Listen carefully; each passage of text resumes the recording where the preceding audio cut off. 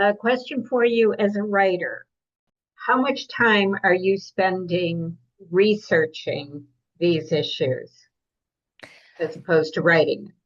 Um, at the beginning, it's all weighted in the direction of research, and I've I've got a couple of interviews lined up. One is with a local farmer who I will speak to, and then I shall only put his name and not, I shan't put in an anonymous way because he knows other local farmers who have had uh, undocumented labourers, or they've suspected that the labour they're being supplied with has come from a less savoury source, and some who've even had, huge numbers of caravans and people living in poor conditions. In fact, my local vicar had a woman come to the door begging for help in broken English. She was actually Romanian and saying she was scared because they'd put her in a caravan with five men that she didn't know to live there while she was working on this farm. Now, she did have papers, but her situation was very scary because she was being charged money for this appalling living conditions, with rats running around and the floorboards disintegrating. We're doing that and also speaking to local police forces as well. So, yeah. Well, I And think, then when I've gathered all that and I'm happy that I've got the background information, then I'll feed it all through into a story and it'll come out the other end, and then I'll get my facts checked by another police officer who works with me. So yeah. well, How does I you think it pays off, Jane, because the books thank you. really are top notch.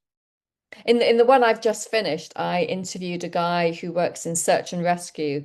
We have a lot of old mines going back centuries around here. So every now and then people fall into a mine shaft or they go potholing and they get stuck. And his job was to go and get them out. So it's very interesting. I know. When you look at a map of Cornwall underground, it's just a warren of old mines. And because the mines have gone back, I mean, some of the mines in this country have gone back to Roman times.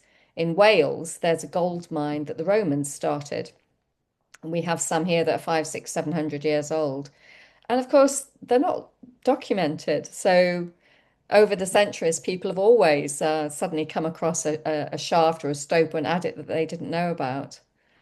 And the big thing at the moment we're having now is lithium mining, which is done through boreholes going down 2,000 meters into the earth and bringing up the hot water with the brines actually with the lithium dissolved into it and then being extracted like a giant water filter.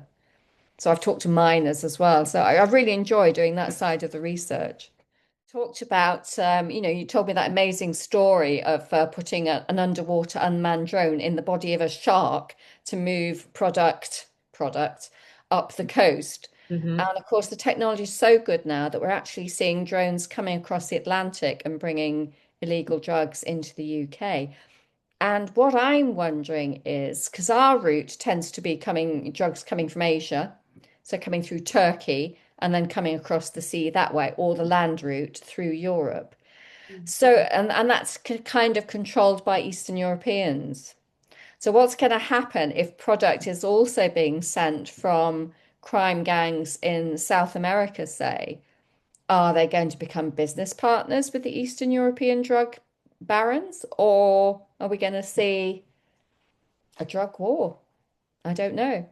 I don't know. At the moment, it's too early. The quantities coming over across the Atlantic are too small at the moment, but I reckon that will be a growing market.